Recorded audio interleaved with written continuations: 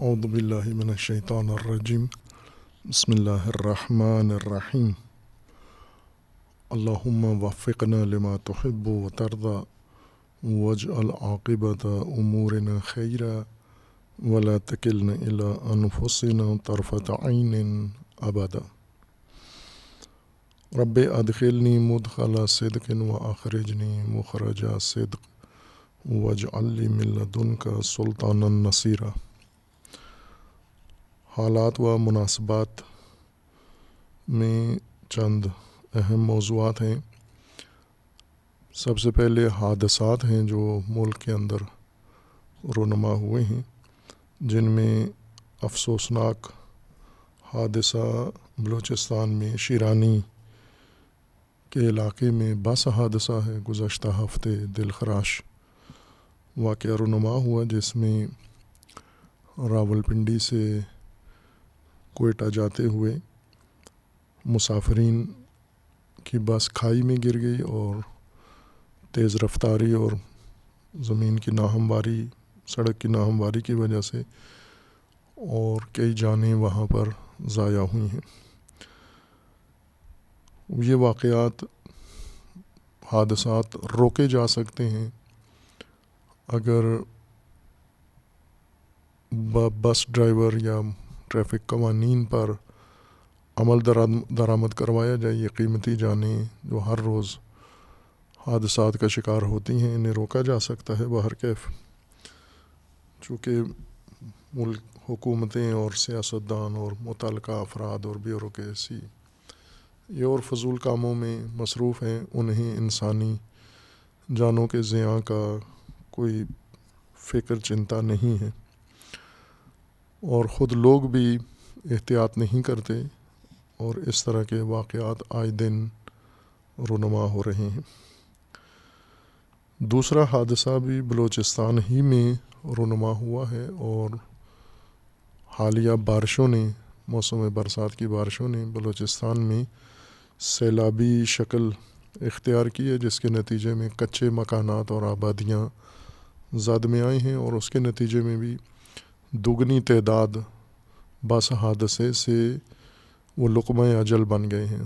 البتہ ان کی زندگیاں ساری ہی ویران ہو گئی ہیں، چونکہ مٹی کے کچے مکان تھے جو بارشوں میں مقاومت نہیں کر سکے، اور وہ سیلاب دیدگان ابھی بھی اسی قسم پرسی کی حالت میں ہیں۔ وہ علاقہ بھی ایسا ہے جہاں امداد رسانی کا کام ویسے ہی سست ہے، کچھ علاقائی مسائل کی وجہ سے اور کچھ باقی وجوہات کی بنا پر۔ بہرکیف یہ دو تلخ حادثے ملک کے اندر رونما ہوئے، ایک ہی علاقے کے اندر۔ دعا گو ہیں کہ اللہ تعالی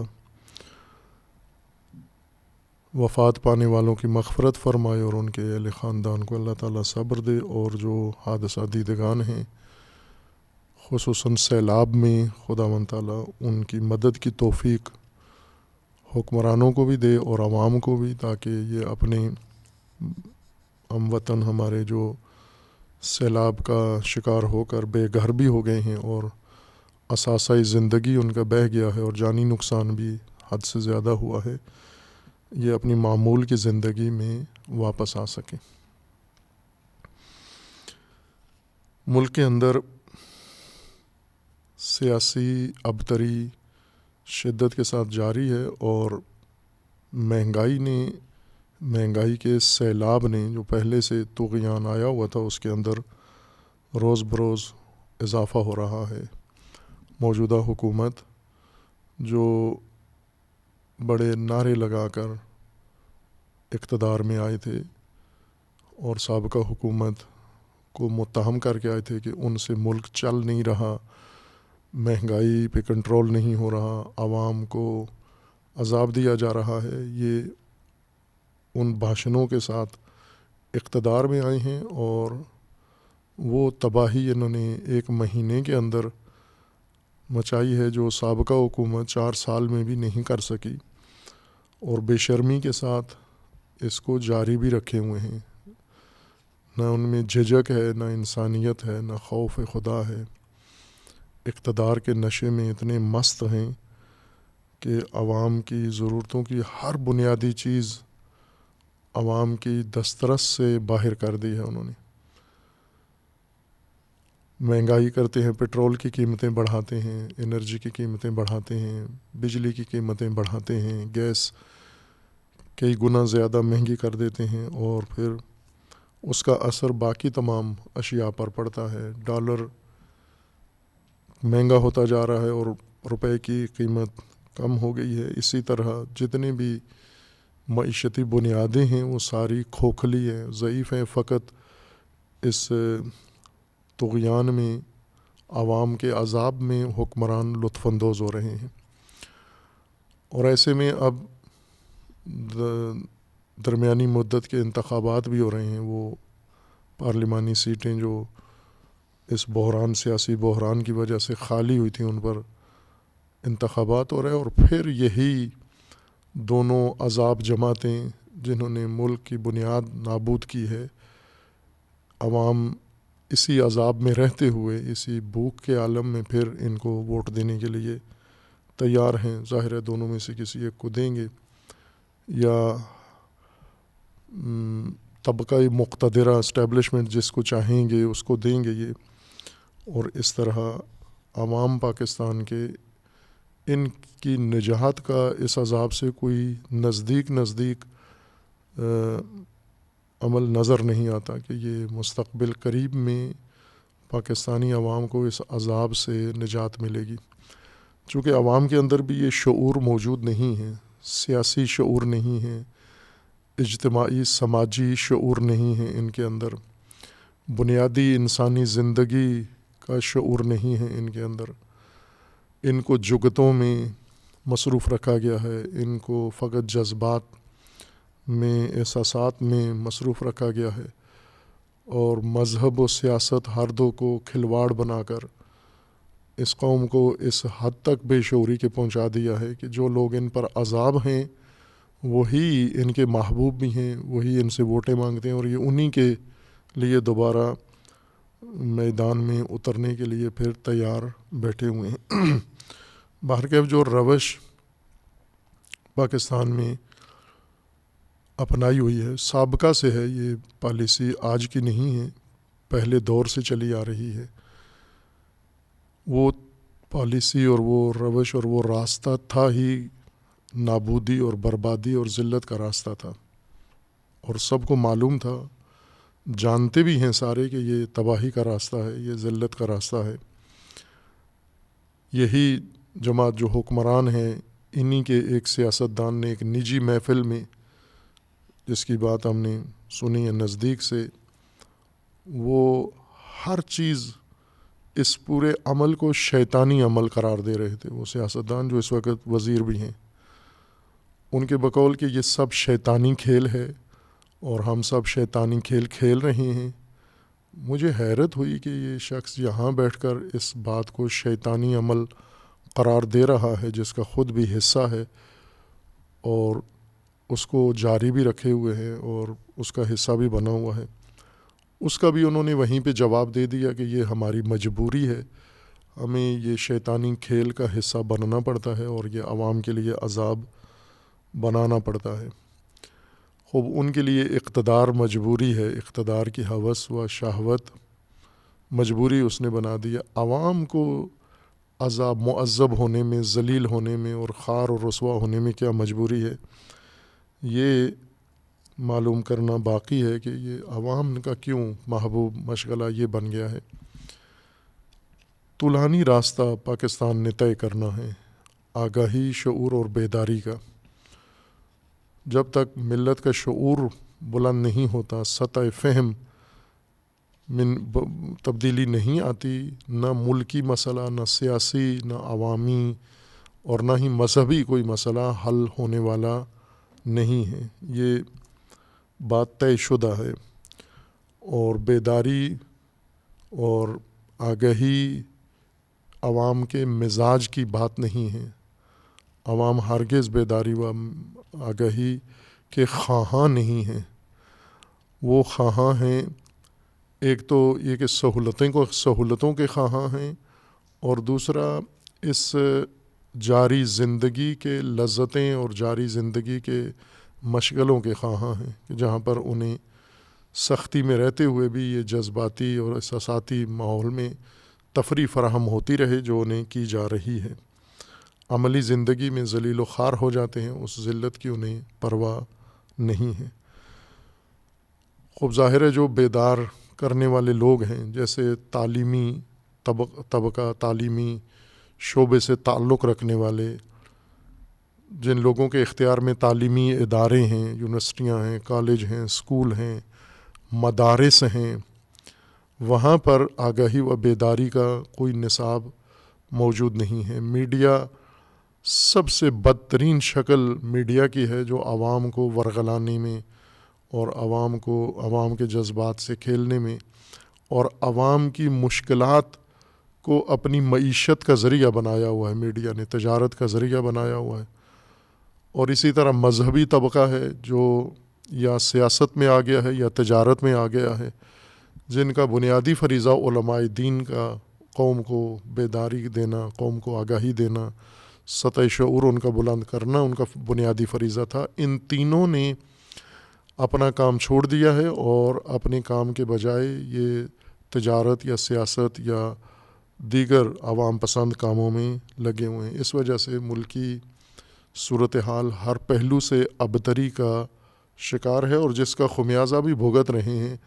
پہلے تو یہ کہا جاتا تھا کہ یہ راہ جو آپ جا رہے ہیں یہ اسی عذاب تک پہنچے گی، اب تو وہ عذاب آ گیا ہے، نازل ہو چکا ہے وہ عذاب، نہ کہ آئے گا، مزید آئے گا، اس سے آگے کوئی اور کھائی نہیں ہے جس میں گریں گے، یہی ان کا عذاب ہے اور اسی میں خدا نخواستہ خاتمہ ہو جائے گا ان کا اگر یہاں سے آگاہ نہیں ہوتے، بیدار نہیں ہوتے، ہوشیار نہیں ہوتے۔ اور یہ طبقات جن کی طرف اشارہ گزرا ہے، تعلیم سے تعلق رکھنے والے لوگ، معلمین ہیں، اور اسی طرح میڈیا سے تعلق رکھنے والے اور دینی و مذہبی علماء، جب تک یہ اپنے فریضے احساس نہیں کرتے، ملت کا، عوام کا یہ عذاب جاری رہے گا اور وہ اس کے باقاعدہ ذمہ دار ہوں گے۔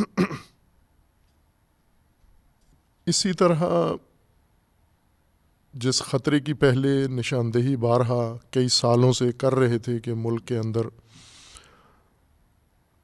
لیبرل نظام کے ذریعے، لیبرل تہذیب کے ذریعے سے انسانی اقدار اور اسلامی اقدار کی نابودی کا عمل شروع ہے اور مسلسل جاری ہے اور اس پر یلغار لشکروں کے ذریعے سے ہو رہی تھی اور ہو رہی ہے، جس کی طرف دھیان توجہ کوئی بھی نہیں کرتا، نہ سیاستدان، نہ مذہبی طبقہ اور نہ ہی اسکالرز اور نہ دیگر سماجی جو شخصیات ہیں، خواص ہیں، ان کا سرے سے اس طرف دھیان نہیں ہے۔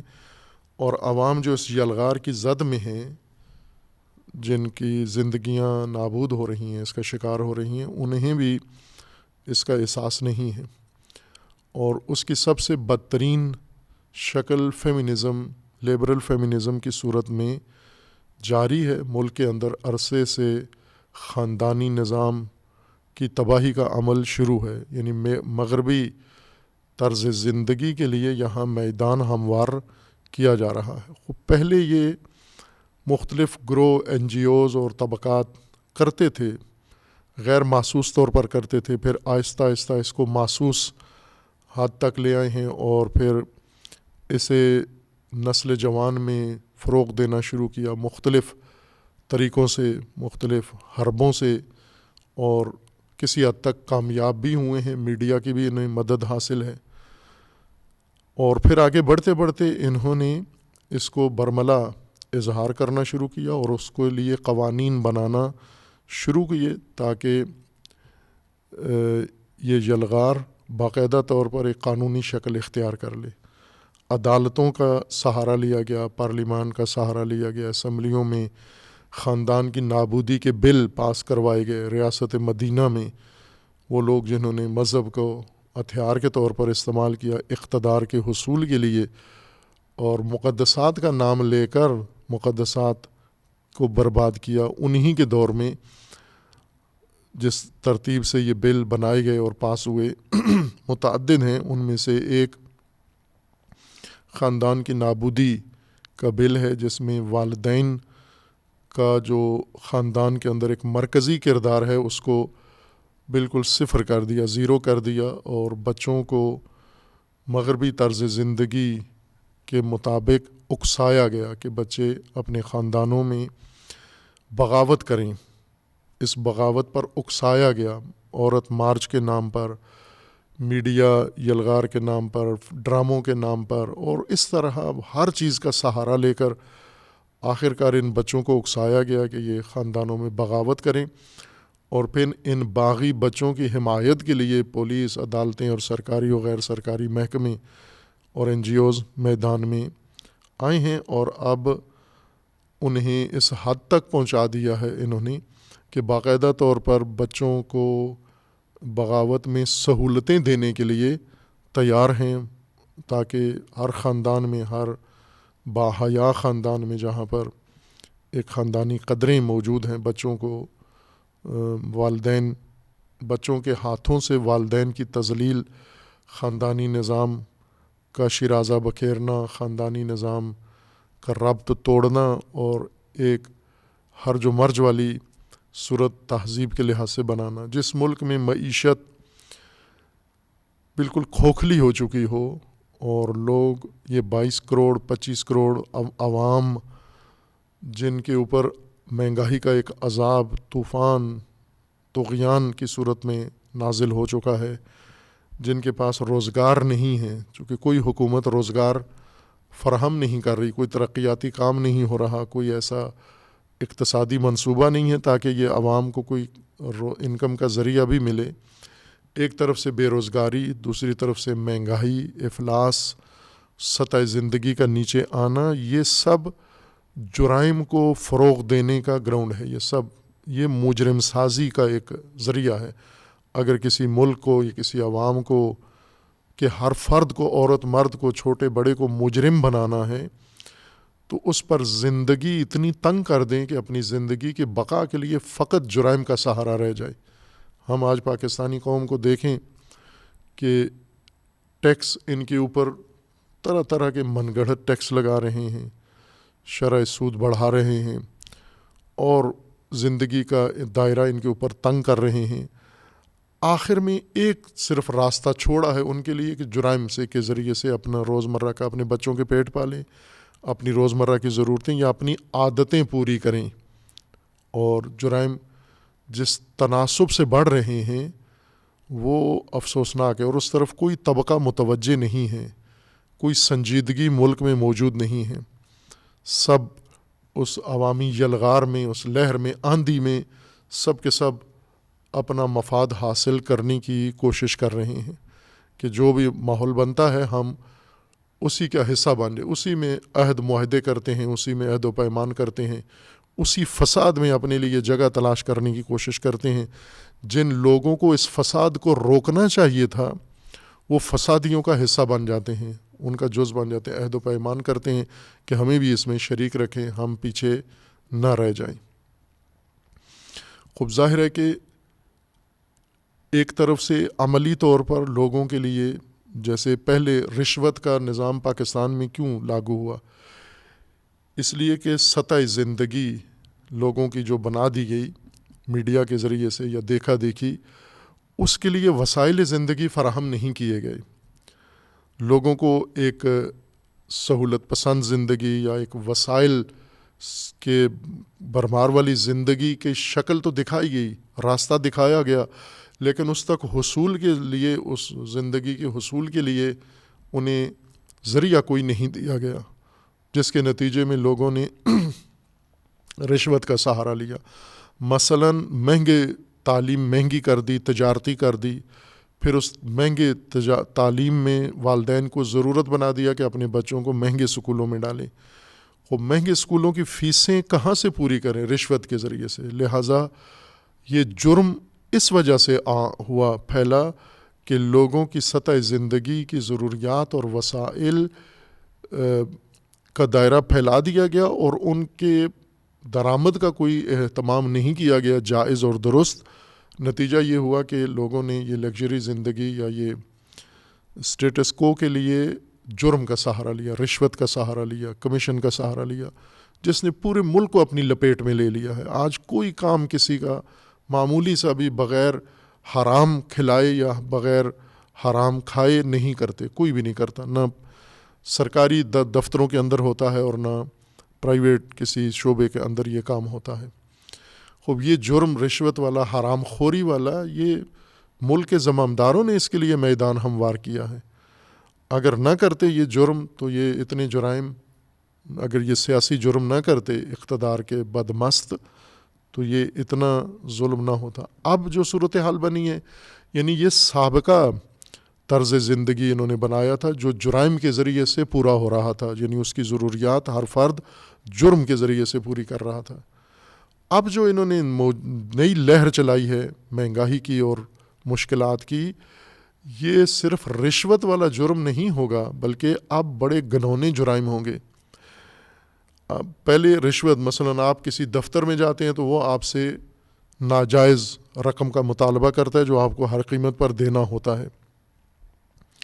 خوب ایک آسان طریقہ تھا، دینے والا بھی بادل ناخواستہ ہی دیتا تھا لیکن دے کے اپنا کام نکال لیتا تھا، اور لینے والا بھی رقم لے کر اپنی جیب میں ڈال کے اس شخص کا قانونی یا ناجائز کام انجام دیتا تھا۔ لیکن اب اس رقم سے یہ صورت زندگی پوری نہیں ہوتی۔ یہ مہنگائی، مثلا بجلی کے بل اب رشوت سے نہیں ادا ہو سکتے، حرام خوری سے نہیں ادا ہو سکتے، اب انہیں ڈکیتیاں کرنا پڑتی ہیں۔ باقاعدہ طور پر دن کو دفتروں میں کام کریں گے اور رات کو ڈکیت گروپ بنا کے لوگوں کے گھروں پر حملے کریں گے، اور لوگوں سے سر بازار مسلح گینگ بنا کر یہ کام شروع ہو گیا ہے، نہ کہ ہوگا، پیشگوئی نہیں ہے، یہ ہو رہا ہے۔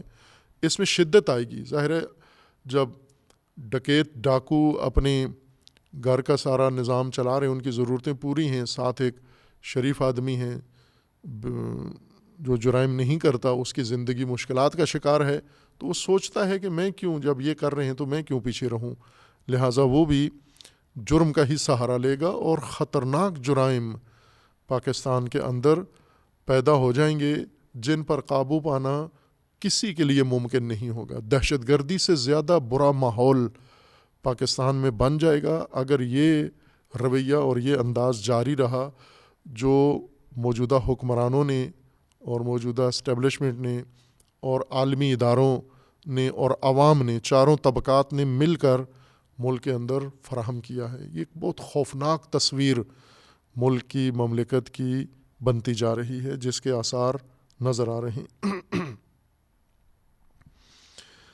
اس میں ان جرائم میں جو اس سماجی جرائم ہوں گے، ان میں ایک جرم یہ بھی انہوں نے اس میں شامل کر دیا ہے کہ جب خاندان کے ذریعے سے بہت ساری چیزیں کنٹرول ہوتی تھیں، خاندان جرائم کے کنٹرول کا ایک بہت ہی اعلیٰ مرکز ہے، چونکہ والدین اپنے بچوں کی اپنی جان سے زیادہ حفاظت کرتے ہیں۔ اتنی والدین اپنی حفاظت نہیں کرتے جتنی اپنے بچوں کی حفاظت کرتے ہیں، اپنے بچوں پر جان نثار کرتے ہیں، اپنے بچوں کی خاطر ماں باپ ہر سختی اٹھاتے ہیں۔ جب یہی ماں باپ کے کنٹرول سے یہ بچے نکال دیے جائیں گے، جیسا کہ نکال دیے گئے ہیں، ابھی یہ جو عدالتی مسائل ہیں جو پیش آ رہے ہیں مختلف کیسوں کے اندر، یہ خود ایک سگنل ہے تمام بچوں کے لیے کہ آپ اس طرف آئیں اور ملکی نظام آپ کی حفاظت کے لیے موجود ہے۔ خوب اس سے جب والدین کا بھی کنٹرول بچوں پر ختم ہو جائے گا، اس وقت جرائم کی شرح کا کوئی اندازہ نہیں لگا سکتا۔ بہت سارے جرائم جو نہیں ہو رہے، اس میں ہم یہ کریڈٹ نہ تعلیمی اداروں کو دے سکتے ہیں۔ مثلا اس وقت بہت سارے لوگ ہیں، ایک بڑی جمعیت ہے جو مجرم نہیں ہیں، اپنی ٹھیک زندگی گزار رہے ہیں، حرام نہیں کھاتے، جرم نہیں کرتے، ڈاکو ڈکیت نہیں ہیں۔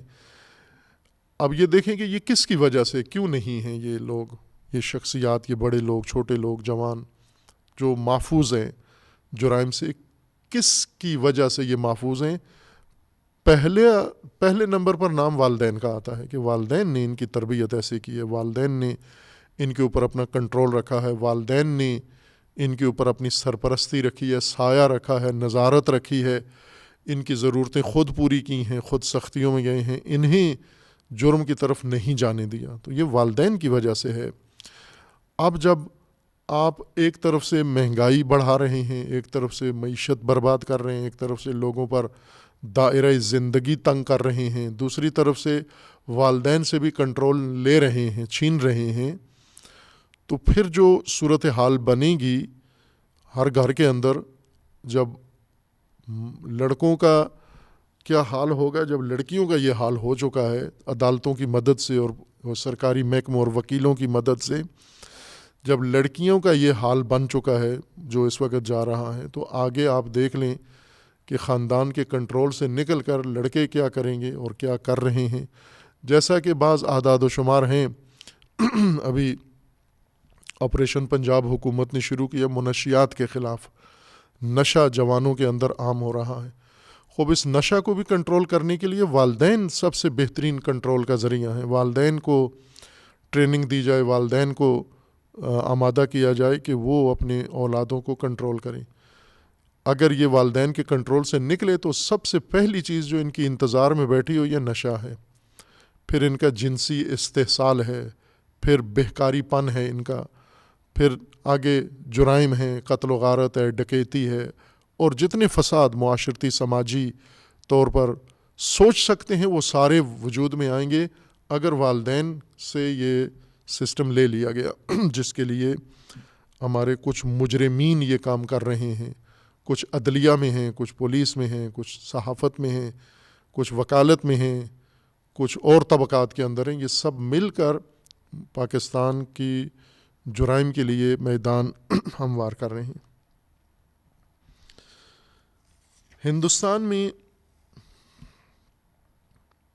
صورتحال گمبھیر ہے، مسلمانوں پر دائرہ زندگی تنگ کر دیا گیا ہے، شدت آ رہی ہے، اسلام ہراسی اور مسلم کشی اس جلاد حکومت کی پالیسی ہے جو اس نے برملا طور پر اعلان بھی کی ہے، اور اس کی بنیاد پر انہوں نے حکومت قائم کی، الیکشن جیتا ہے، اور متشدد ہندو جماعتوں کو حکومت میں لیا ہے، اور اس تشدد کے رجحان کو عام کیا ہے.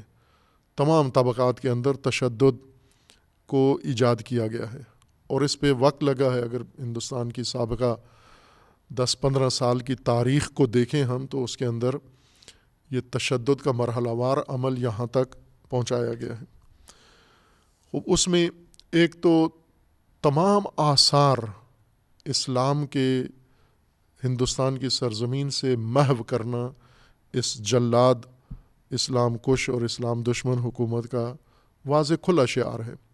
مساجد مسمار کرنا، عبادتوں پہ پابندی لگانا، تاریخی عمارتوں کی ماہیت بدلنا، جو مسجدیں تھیں انہیں مندر بنانا، جو شہر تھے ہندوستان کے بڑے تاریخی شہر جن کا تاریخ میں ایک بڑا نام اور کردار تھا، جیسے الہ آباد کہ جہاں پر علامہ اقبال نے پاکستان کا تصور پیش کیا تھا. خوب اس قسم کے جو تاریخی نوعیت کے شہر تھے ان کے نام بدل کر اسلامی شناخت ختم کر کے ان کو ختم کیا جا رہا ہے.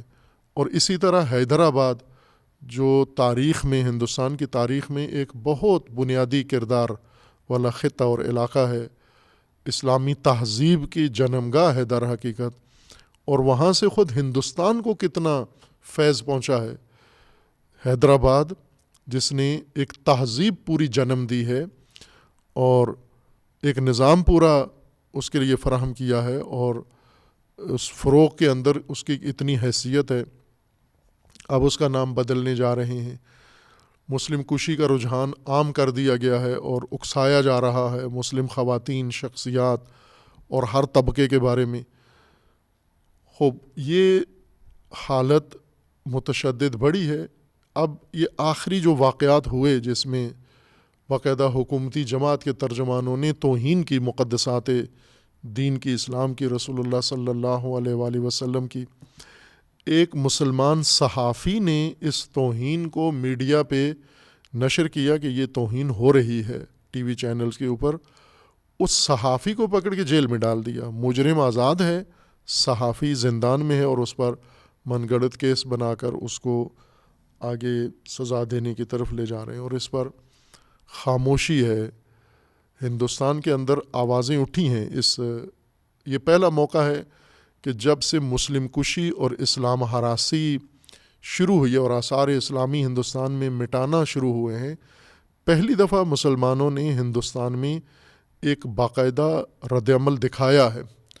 سب بولے ہیں، اجتماعات کیے ہیں بڑے بڑے، اور اس کے اندر اپنے جذبات کا اظہار کیا ہے. بات جذبات سے آگے نہیں بڑھی، لیکن یہ بھی غنیمت ہے کہ اس خاموشی میں، اس سکوت میں اتنا ہوا ہے کہ آوازیں اٹھنا شروع ہوئی ہیں. لوگوں کی توجہ آئی ہے کہ جب یہاں تک نوبت پہنچ گئی ہے ہمارے مقدسات تک، تو اب ضرورت ہے کہ ہمیں بولنا چاہیے. لیکن ایک اور حادثہ ہوا جس کو کئی نگاہوں سے دیکھا جا رہا ہے. مختلف مبصرین کی مختلف رائے ہیں اس کے بارے میں، کہ جے پور میں ایک درزی، ہندو درزی، جس نے اسی گستاخ کی حمایت میں ٹویٹ کیا تھا، اس کا سر قلم کر دیا گیا. بعض کہہ رہے ہیں یہ طبیعی نتیجہ تھا کہ اگر آپ مقدسات کی توہین کریں گے تو یہ عکس العمل آئے گا، چونکہ کوئی بھی اس حد تک بے حس نہیں ہو سکتا کہ اپنے مقدسات کی روزانہ توہین سنے اور خاموشی اختیار کرے. تو یہ ایک طبیعی نتیجہ ہے، نیچرل بات تھی، یہ ہونا تھا. یہ عکس العمل، ہر عمل کا ایک عکس العمل ہے.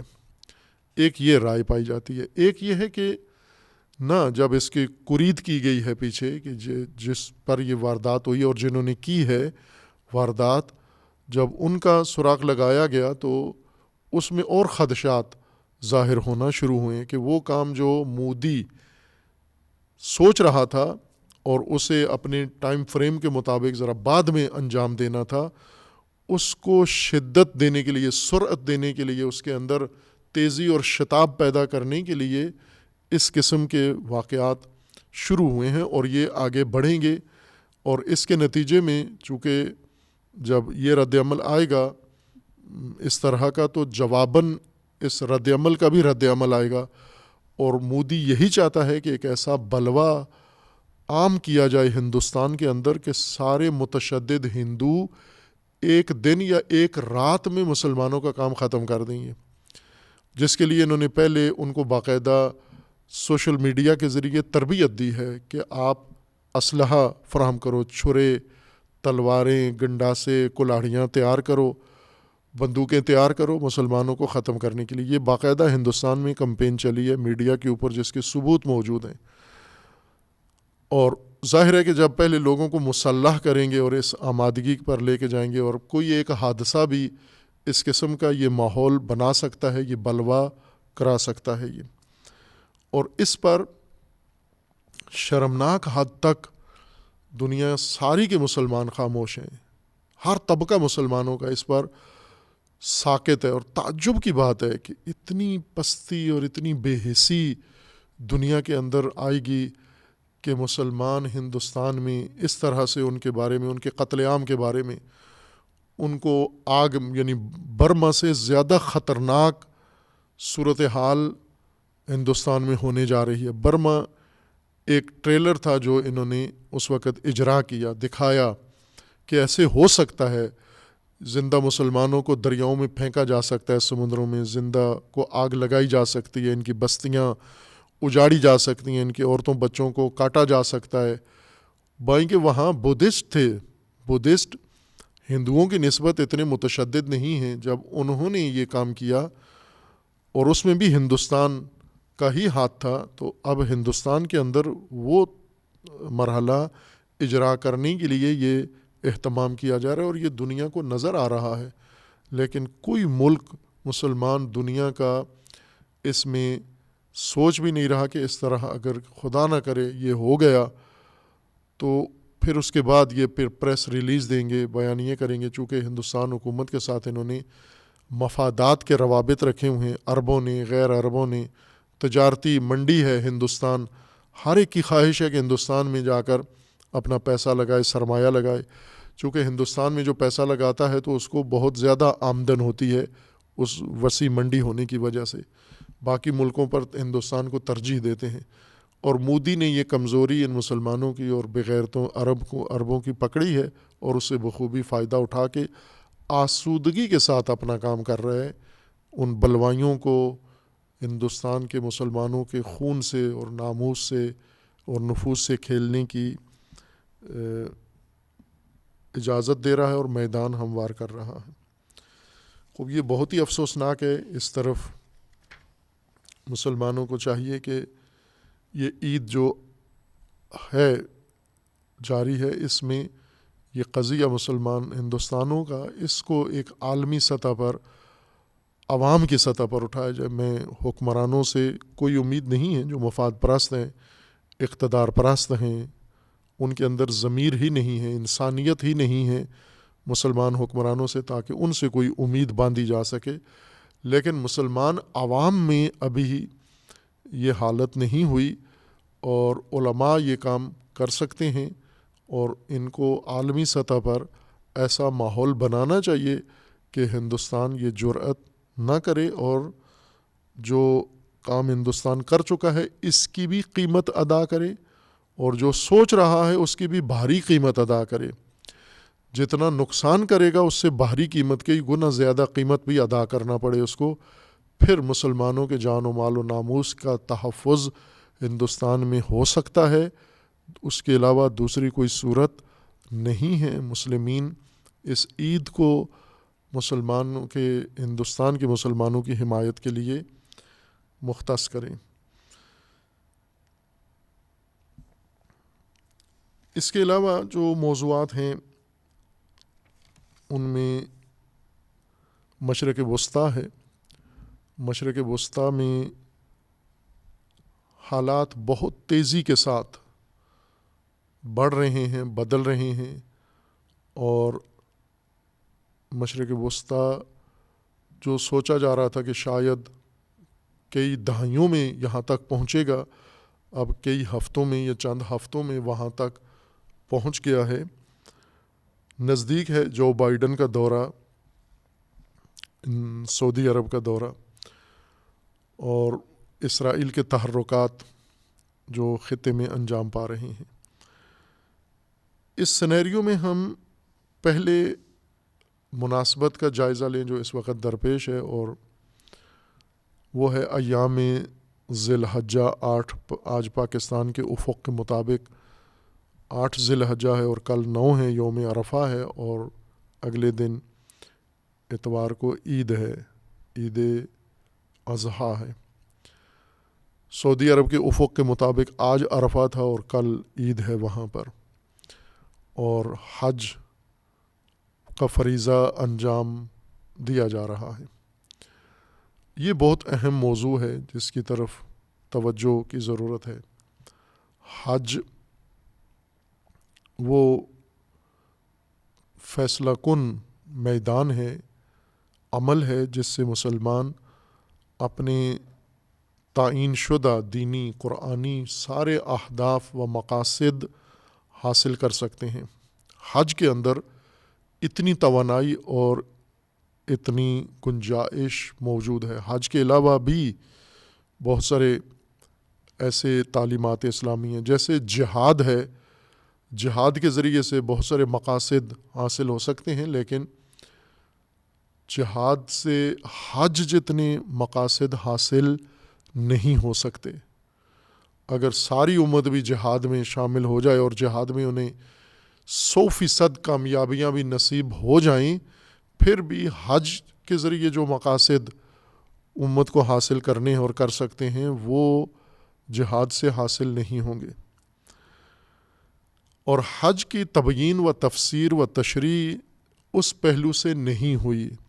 حج کی ترغیب زیادہ ہوئی ہے، لیکن حج کی ترغیب جیسا رسول اللہ صلی اللہ علیہ وسلم نے فرمایا کہ ایک وقت آئے گا میری امت پر، یہ دور آئے گا کہ 3 قسم کے حج انجام پائیں گے۔ تفریح کے لیے حج لوگ کریں گے، اور تجارت کے لیے حج کریں گے، اور تشہیر کے لیے حج کریں گے، شہرت کے لیے، حاجی کہلانے کے لیے۔ یہ نبی اکرم صلی اللہ علیہ وآلہ وسلم کی حدیث مبارک میں یہ بیان موجود ہے۔ خوب اس کے مطابق انہوں نے حج کی ترغیب تو دی ہے۔ اس وقت مسلمانوں میں ایک اشتیاق شدت کے ساتھ پایا جاتا ہے ہر مسلمان کا کہ زندگی میں ایک دفعہ حج ضرور کرے۔ بعضوں کو زیادہ توفیق ہے، زیادہ حج کر چکے ہیں۔ کئی ایسے ہیں جو بڑے فخریہ طور پر بتاتے ہیں کہ ہم 40 حج کر چکے ہیں، 60 حج کر چکے ہیں اور ہر سال حج پہ چلے جاتے ہیں۔ لیکن وہ جنہوں نے 1 یا 2 دفعہ حج کیا ہے ان کی تعداد بھی کروڑوں میں ہے، کم نہیں ہے، اور جو خواہاں ہیں وہ ان سے بھی زیادہ دگنی تگنی تعداد میں ہیں۔ شاید ہی کوئی ایسا بے دین بھی ہو جو حج کا اس کو موقع ملے اور وہ ضائع کرے اور کہے نہیں میں حج پر نہیں جاؤں گا۔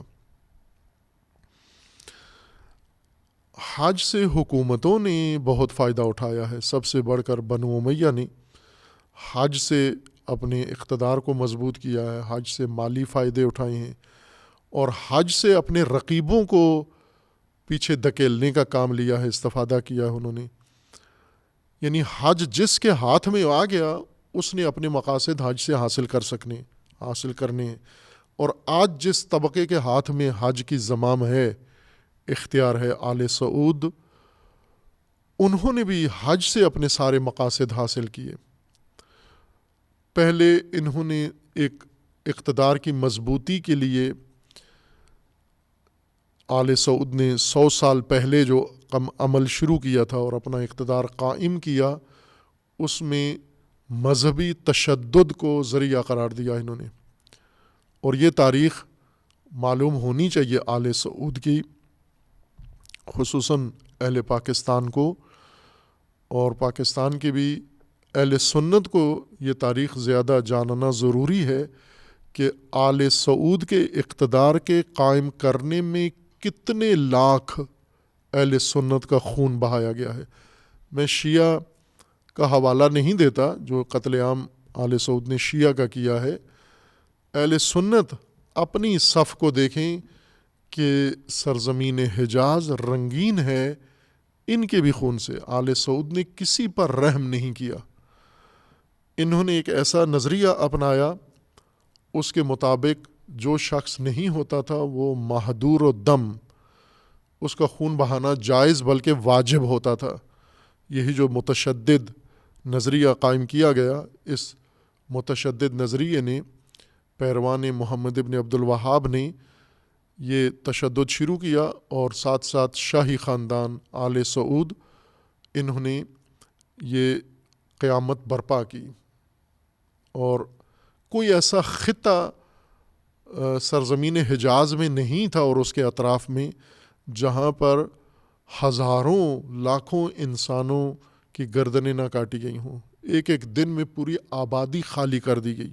تاریخیں موجود ہیں، اس کو اٹھا کر پڑھیں۔ جن کا مطالعہ ہے وہ میڈیا کے ذریعے اس تاریخ کو لوگوں تک پہنچائیں تاکہ آگاہی حاصل کریں کہ یہ اقتدار کیسے قائم ہوا۔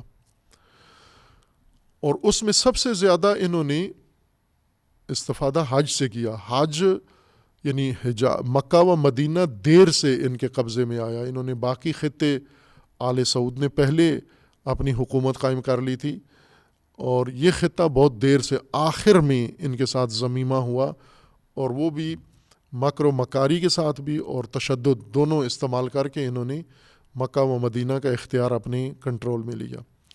اور پھر اس کے بعد انہوں نے حجاز کے اندر بھی اور باقی اطراف کے ممالک میں، عرب ملکوں میں اور باقی تمام اسلامی ممالک میں حج کو ذریعہ قرار دیا، اسی تشدد کو پھیلانے میں، تکفیریت کی ترویج میں حج کا سہارا لیا۔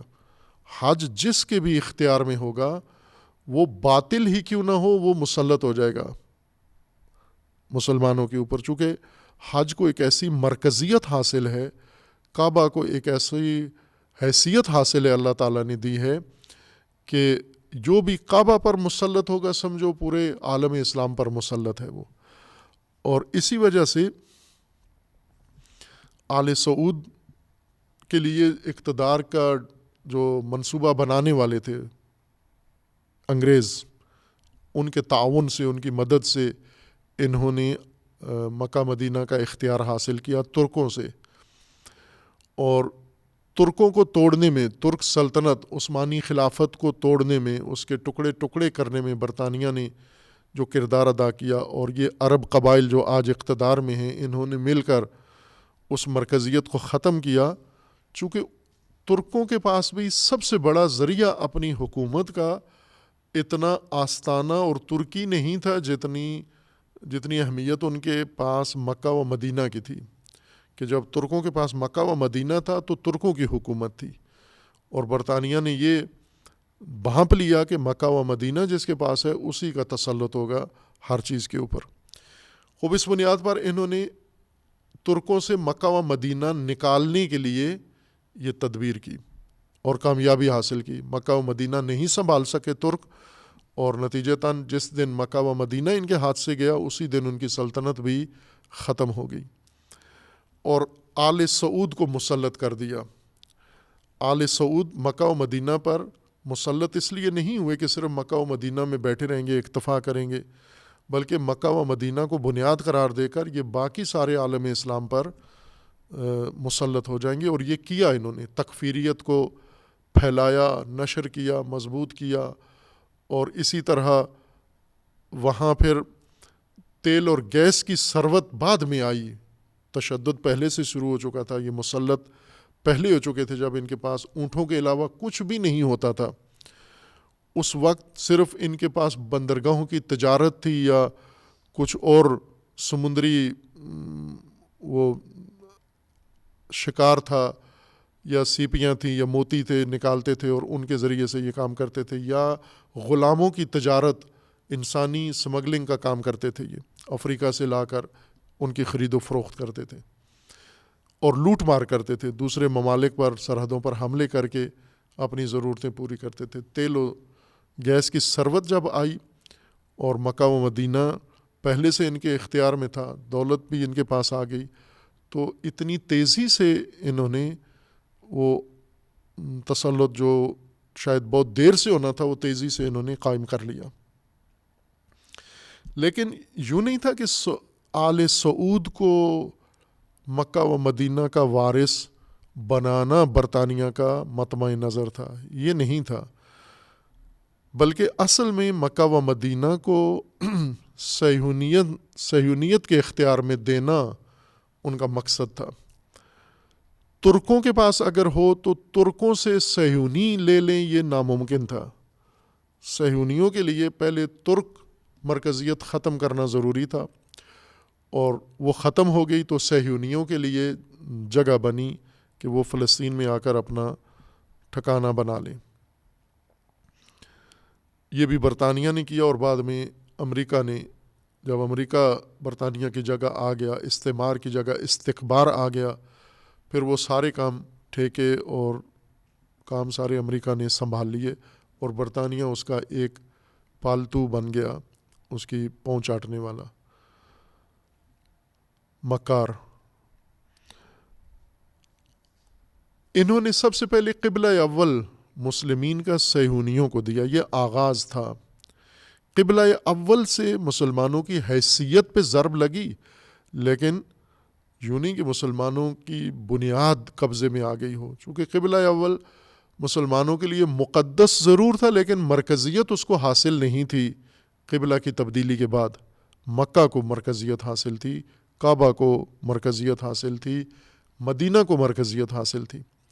لہٰذا قبلہ اول ایک آغاز تھا، اور قبلہ اول صہیونیوں کو دے کر برطانیہ نے دراصل مکہ و مدینہ پر تسلط کا سفر کا آغاز کر دیا، سنگ بنیاد رکھ دیا، اور مسلسل اس پہ محنت ہوتی رہی آل سعود کی مدد سے. آل سعود ایک عبوری قبیلہ تھا، اس کو یہ سونپا گیا تاکہ جس کے لیے یہ مکہ و مدینہ کے تسلط چاہتے ہیں اس تک یہ پہنچ جائیں.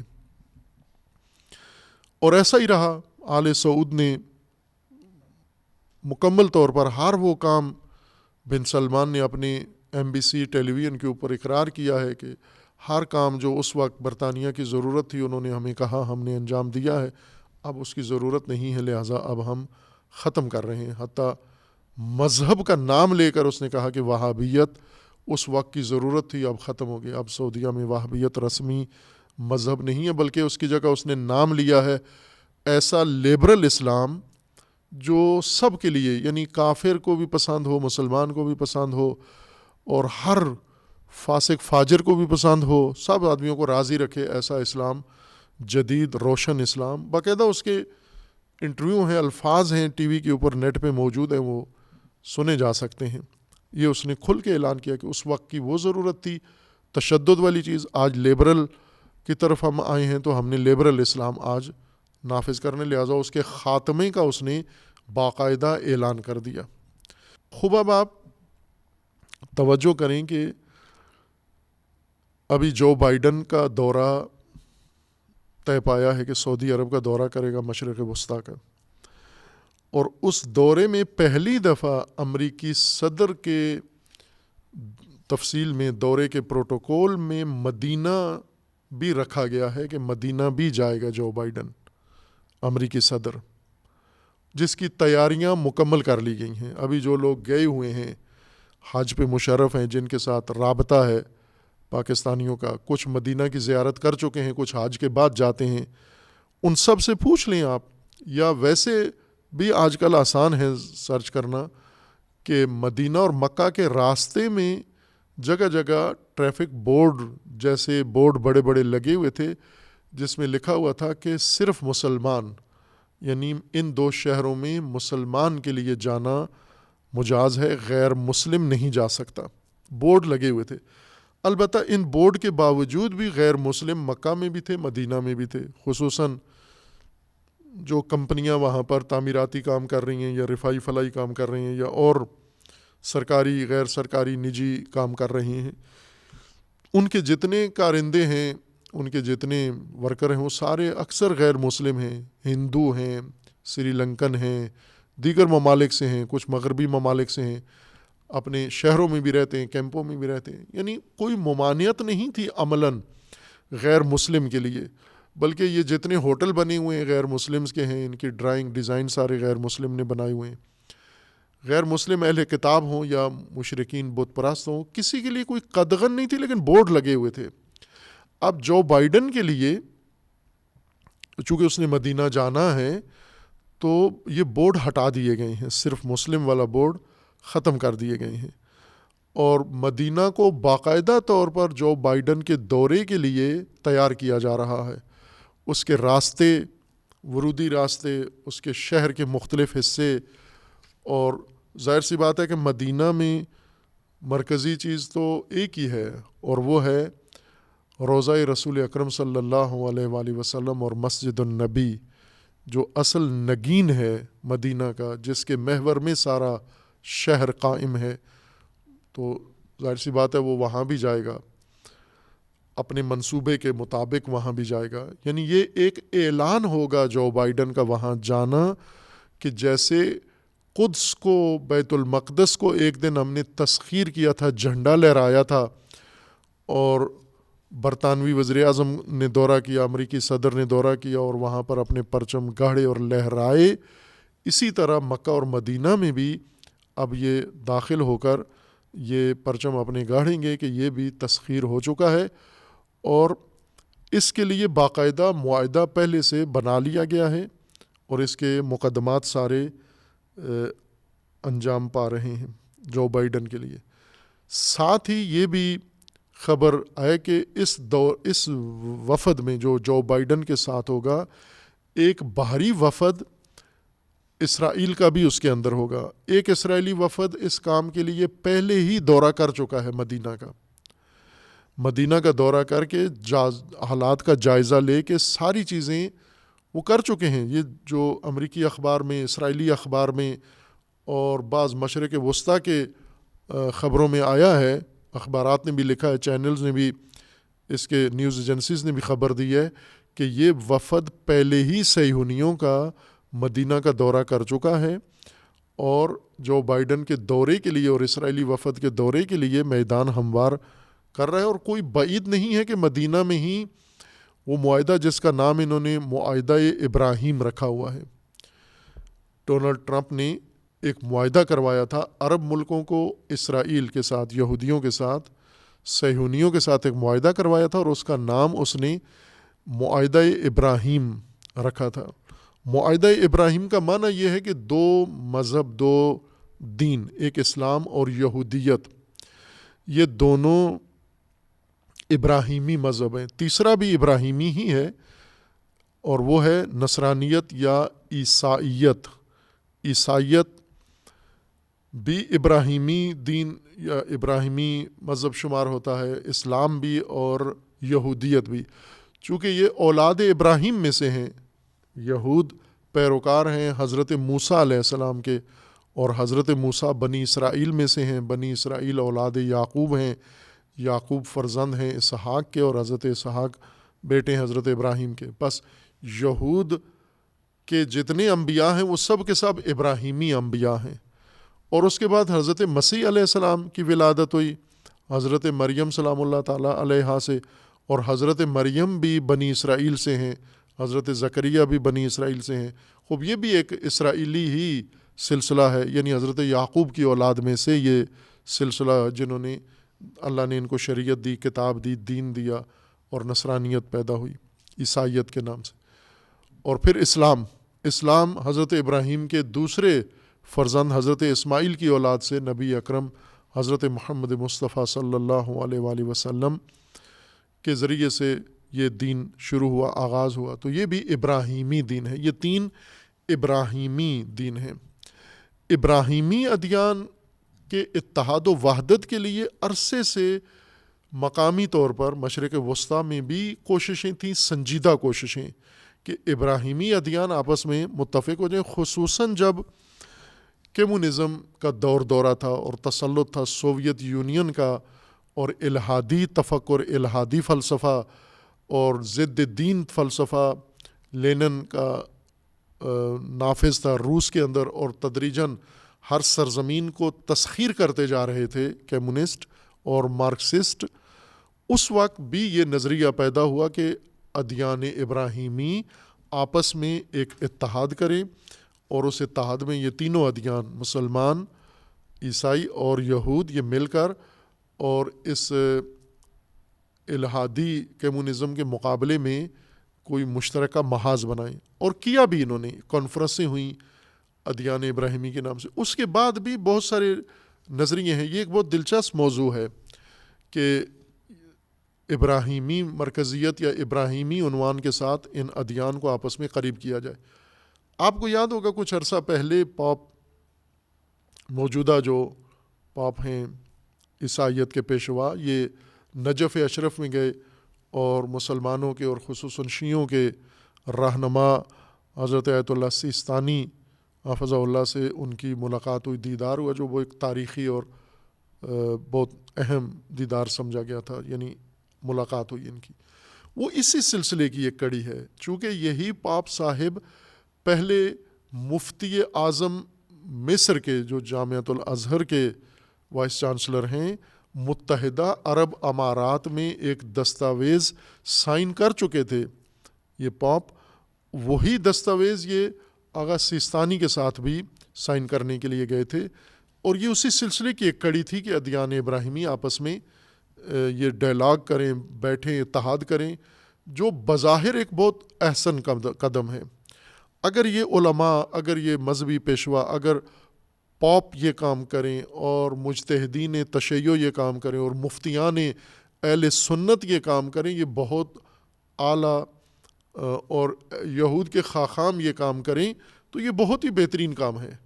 لیکن اگر یہ کام صہیونزم کرے، اگر یہ کام امریکہ کرے، اگر یہ کام MI6 کرے، اگر یہ کام یہ خفیہ ایجنسیاں کریں، CIA کرے، پھر اس سے زیادہ منحوس کام کوئی اور نہیں ہے۔ اگر یہ مذہبی پیشوا ادیان کے کریں، یعنی ان کا منصوبہ ہو اور ان کی خواہش ہو، پھر یہ بہت عالی ہے۔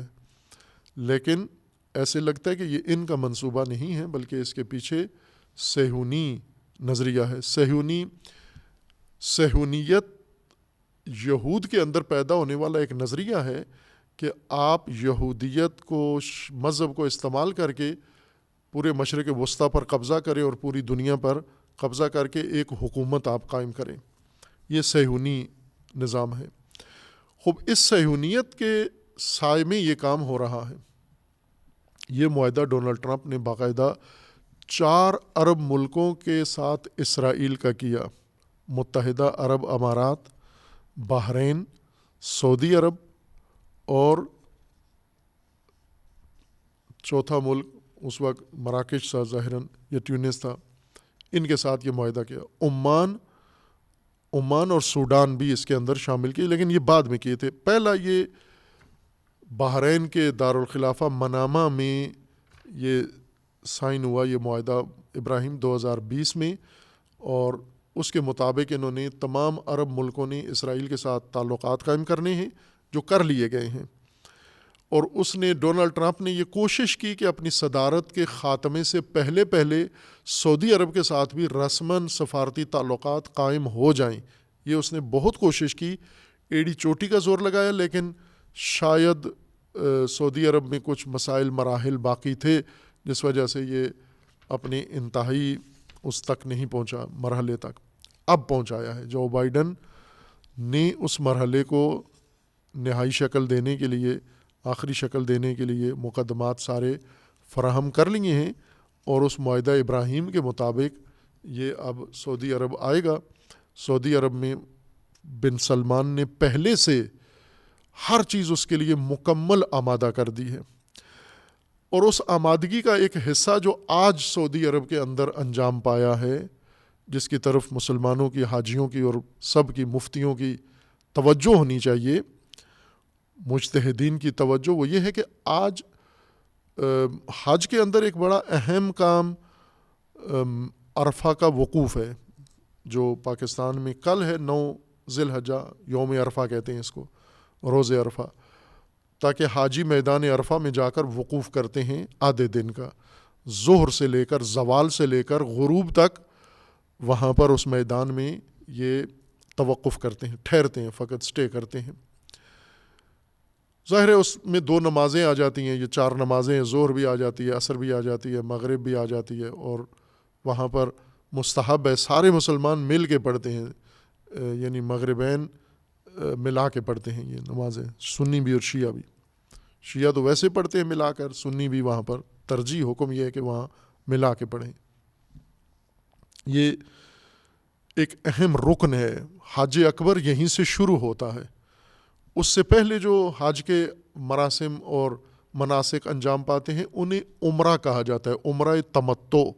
حج یہاں سے شروع ہوتا ہے، مکہ سے محرم ہوتے ہیں، اور محرم ہو کے حاجی 9 ذی الحجہ کو عرفہ پہنچ جاتے ہیں، میدان عرفہ میں، جو مکہ سے تقریباً 22 کلومیٹر باہر ہے، دور ہے، ایک صحرا میدان ہے بڑا، اور اس میدان میں دن گزار کے پھر رات کو وہاں سے چلتے ہیں. یہاں واجب صرف وقوف ہے، ٹھہرنا ہے وہاں پر، باقی کوئی کام واجب نہیں ہے.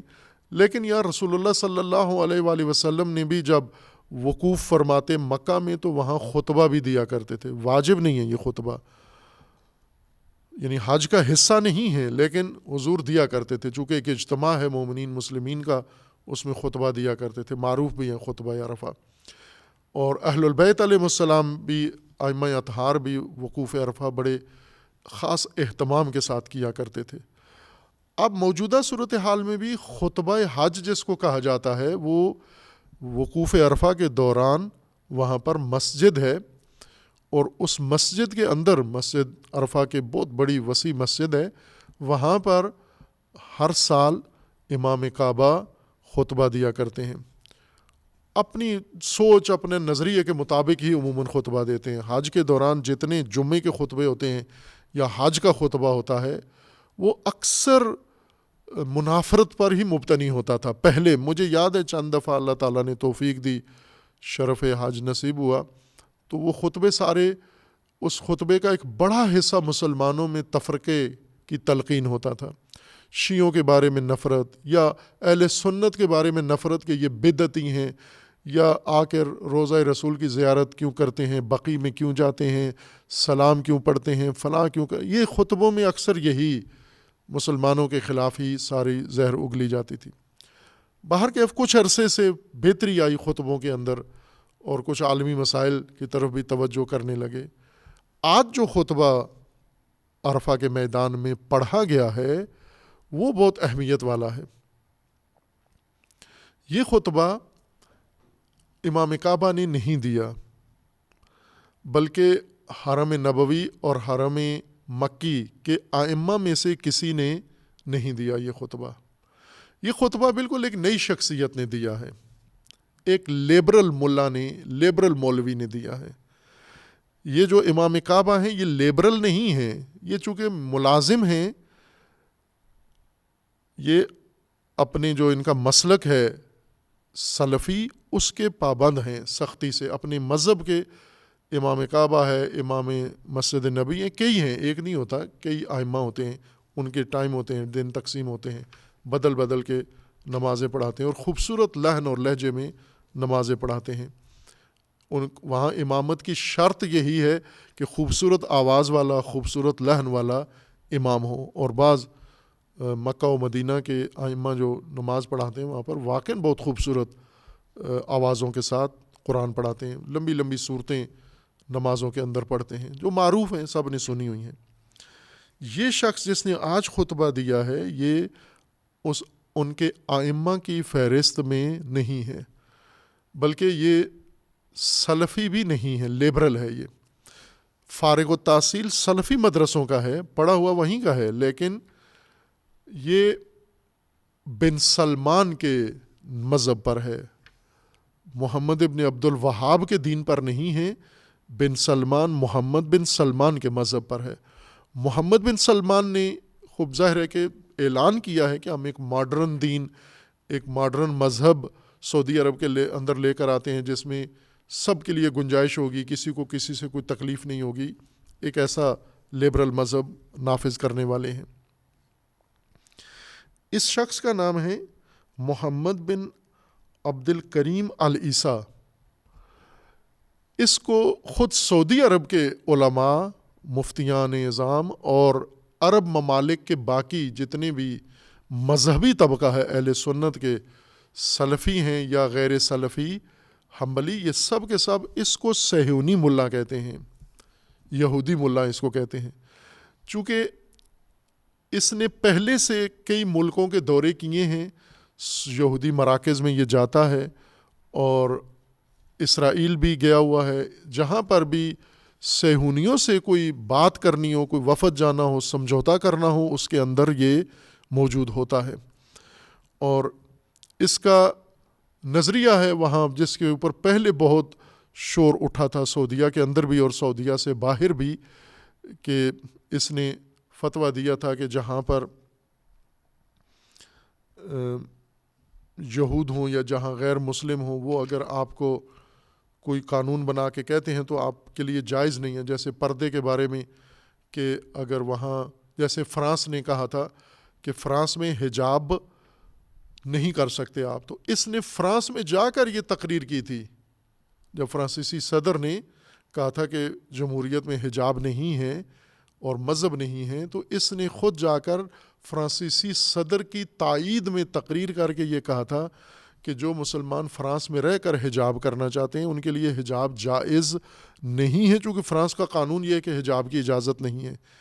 یہ اگر فرانس میں رہنا چاہتے ہیں تو حجاب اتار دیں، اگر حجاب کرنا چاہتے ہیں تو فرانس چھوڑ دیں۔ یہ اسی کا قول تھا اور اس کے اوپر بھی کافی تنقید ہوئی تھی، لیکن اس طرح سے اس کی شہرت نہیں ہوئی تھی۔ اس شخص کو بن سلمان نے تمام اماموں پر ترجیح دی ہے۔ آج امام کعبہ پر، امام کعبہ کئی ہیں، امام مسجد نبوی پر، اور بڑے بڑے افاضل سعودی عرب کے اندر اپنے مسلک کے مذہب سلفیت کے موجود ہیں علماء بڑے بڑے، ان سب کو نظر انداز کر کے اس کو آج کی امامت حج کی دی گئی ہے۔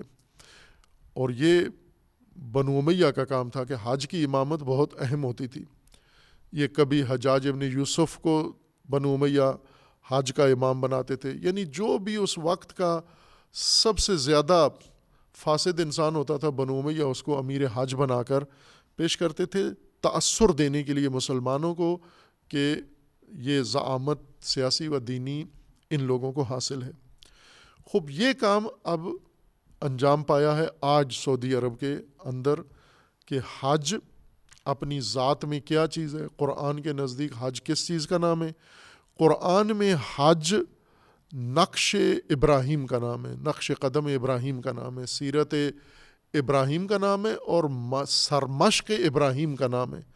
یعنی حضرت ابراہیم نے جو کچھ انجام دیا اللہ کے حکم سے، وہ سب حج بن گیا۔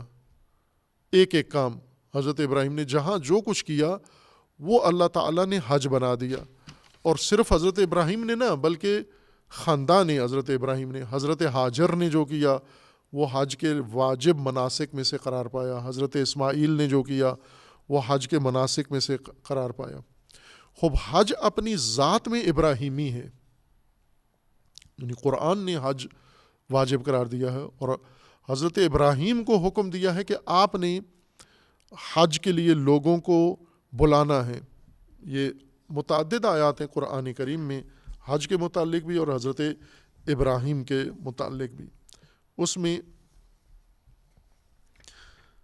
حضرت ابراہیم کو اللہ تعالیٰ کا فرمان ہے کہ آپ لوگوں کو بلائیں، حج کی طرف بلائیں آپ، اور آئیں گے۔ اور جس وقت حضرت ابراہیم بلا رہے تھے، میڈیا کا زمانہ نہیں تھا، آبادی بھی نہیں تھی، ایک بیابان میں حضرت ابراہیم نے لوگوں کو ندا دی اللہ کے حکم سے، سننے والا کوئی بھی نہیں تھا، لیکن اللہ تعالیٰ نے یہ بھی ساتھ فرما دیا کہ آپ ندا دے دیں اور یہ ندا پہنچ جائے گی جس تک پہنچنی ہے، اور پھر اس کے بعد آپ دیکھیں گے کہ لوگ آئیں گے اس بیت کی طرف۔ سورہ مبارکہ حج میں آیا 27 کے اندر خداوند تبارک و تعالیٰ کا فرمان ہے سورہ حج میں۔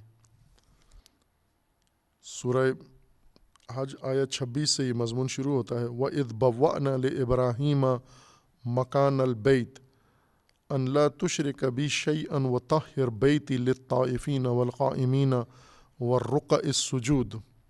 یہ اللہ کا حکم ہوا کہ ہم نے ابراہیم کو حکم دیا کہ وہ آئیں، اپنا ٹھکانہ قرار دیں اور بیت وہاں پر تعمیر کریں، جس طرح حضرت موسیٰ کو حکم دیا تھا کہ مصر میں بیت تعمیر کرو اور پھر لوگوں کو اس کے لیے قبلہ بناؤ اور لوگ آئیں۔ یہ بیت حضرت ابراہیم نے تعمیر کیا۔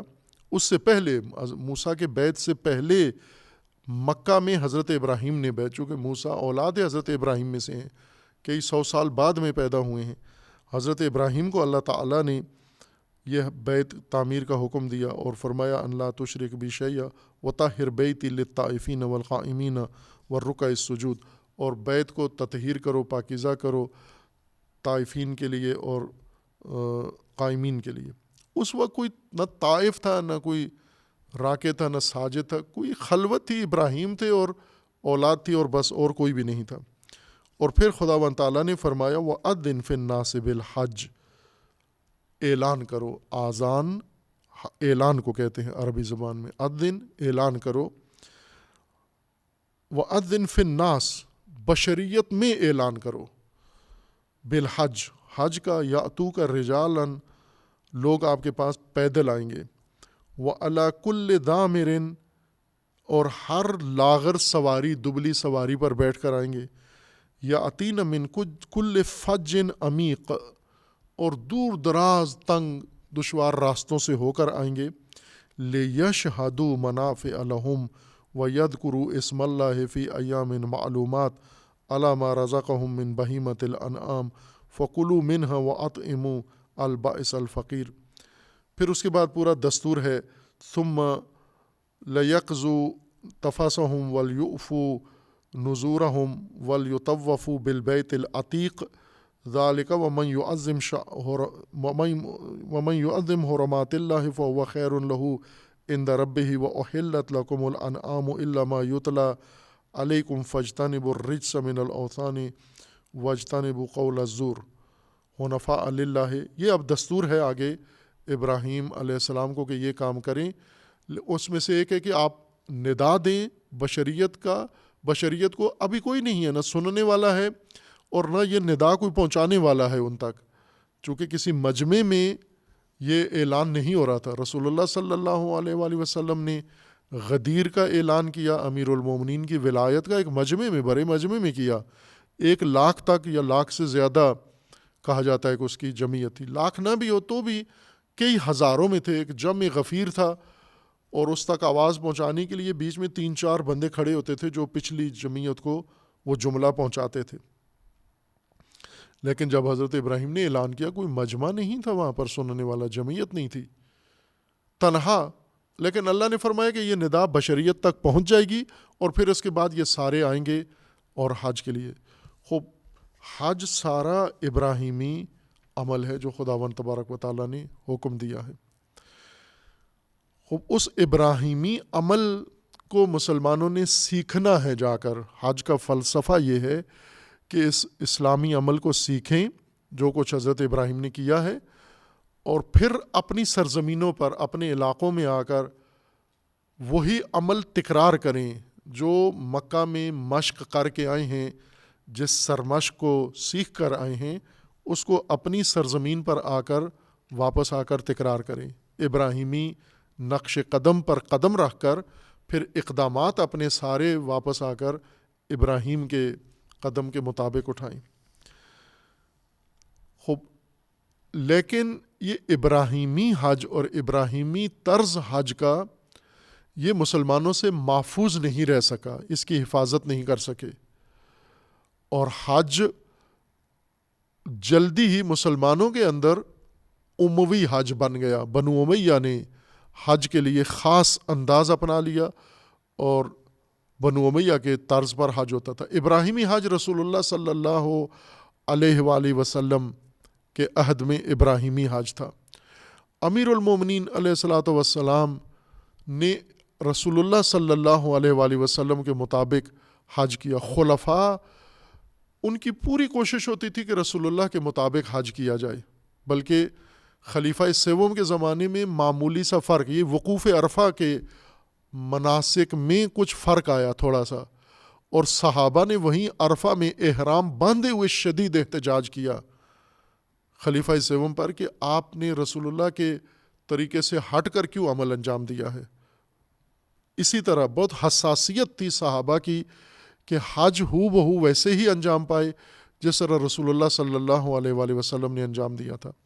امیر المومنین نے آ کر حج کی کوئی ترکیب نہیں بدلی، وہی فرمایا۔ جب امیر المومنین نے خلیفہ سوم کے طریقے سے ہٹ کر ایک عمل کیا تو صحابہ پھر بول پڑے کہ آپ سے پہلے والے تو یوں کرتے تھے، تو امیر المومنین سے ان سے پوچھا کہ بتاؤ رسول اللہ کیسے کرتے تھے، تو صحابہ نے گواہی دی کہ رسول اللہ ویسے کرتے تھے جیسے آپ کر رہے ہیں، تو فرمایا کہ میں وہی کروں گا جو کچھ رسول اللہ نے کیا، اور وہ آپ کو بھی پتہ ہے، لہٰذا حج کو نہیں چھیڑا گیا۔ بنو امیہ نے آ کر حج کی ترکیب و ترتیب ساری بدل دی۔ سب سے پہلا کام یہ کیا کہ روح ابراہیمی اس سے نکال کر روح اموی اس میں ڈال دی، طریقہ اموی ڈال دیا جو ابھی تک اس میں جاری ہے۔ خوب ہم آئیں آج کے موجودہ تاریخ حج سے آئیں آج کے حج کی طرف جو اس وقت حالت وقوع میں ہے۔ یہ حج جو اگر ابراہیمی ہو تو یہ مسلمانوں کی نجات کا ذریعہ ہے، دنیا کا بھی اور آخرت کا بھی، چونکہ اس حج کے اندر وہ ساری چیز تعلیم دے دی جاتی ہے اور اس کی عملی ریہرسل بھی کروا دی جاتی ہے جو نجات کا ذریعہ ہے۔ پاکستان جیسے ملک ہوں، ہندوستان جیسے ملک ہوں، کشمیر و یمن ہو، جہاں بھی ہم دیکھیں مسلمان جس صورتحال کا شکار ہیں، حج ابراہیمی اس کا رائے حل ہے۔ لیکن اس وقت موجودہ حج وہ بن سلمان کے اختیار میں ہے، اور بن سلمان نے اس حج میں جو تبدیلی کی ہے بنو امیہ کی طرح، صہیونی امام کو لا کر اس سے خطبہ دلوایا ہے جو سلفی علماء کو بھی قبول نہیں ہے۔ اس شخص کا جب سے اعلان ہوا ہے، 2 دن پہلے اس کی امامت کا اعلان ہوا ہے کہ اس سال کا خطبہ یہ شخص دے گا، تب سے سوشل میڈیا پر اہل سنت علماء نے اور سلفی علماء نے اس کی شدید مخالفت کی ہے کہ یہ شخص اہل نہیں ہے، یہ ایک دلال ہے، یہ ایک سازشی ہے، یہ یہود کا دوست ہے، یہود سے قربت اس کو زیادہ ہے، اور یہ ان کے لیے سارا کر رہا ہے۔ خوب ظاہر ہے کہ یہ امامت ایک معنی رکھتی ہے، جب مرکزی امامت سال میں ایک دفعہ حج ہوتا ہے اور اس میں ایک وقوف عرفہ ہوتا ہے، اور وہ عرفہ کا وقوف اگر جس شخص کو دے دیا جائے تو اس کا مطلب یہ ہے کہ آگے اسی نے اب مذہبی رہنمائی اس شخص نے کرنی ہے۔ پہلے جو تھے وہ بھی متشدد تھے، سخت تھے، تکفیری تھے، کم از کم تشیع اور اہل سنت کی نسبت وہ تکفیری تھے، ان کسی کو بدعتی، کسی کو کیا کہہ کر اسلام سے خارج کرتے تھے۔ یہ جو شخص آیا ہے اس نے تو ان کو بھی خارج کر دیا ہے، چونکہ اس کے نزدیک اگر اسلام کی میرے خیال میں اس کے مذہب اور اس لیے اس کے اسلام میں صرف یہود مسلمان ثابت ہوتے ہیں، باقی شاید یہ باقیوں کو بھی مسلمان نہیں کہے گا۔ یہ ایک شدید نامناسب قدم اٹھا ہے حج کا، اور علامت ہے، یہی قدم نہیں ہے اصل انحراف۔ وہ بالآخر حج کا خطبہ کوئی بھی دے دے، کوئی مشخص نہیں ہے کون دے، کوئی بھی حج کا خطبہ دے دے، چونکہ حج کا خطبہ حج کا جز نہیں ہے۔ خطبہ نہ بھی ہو تو حج و جز وقوف شرط ہے، اصل میں خطبہ ایک فرعی چیز ہے، لیکن یہ خطبہ علامت ہے ایک بڑی حقیقت کی کہ اب مکہ اور مدینہ میں کیا ہونے والا ہے۔ جیسا اشارہ کیا تھا کہ جب ترکوں کے پاس مکہ و مدینہ تھا تو ترک سلطنت پورے اسلام پر قائم تھی، ان سے لے کر مکہ و مدینہ آل سعود کو دیا گیا۔ 100 سال انہوں نے اپنے پاس رکھا مکہ و مدینہ، اور 100 سال سے اپنی ہر چیز عالم اسلام پر مسلط کی، اور اب وقت آ گیا ہے کہ مکہ و مدینہ برطانوی نقشے کے مطابق ان کو دے دیا جائے جن کا انہوں نے سوچا ہوا تھا، یعنی صہیونیت کو دے دیا جائے۔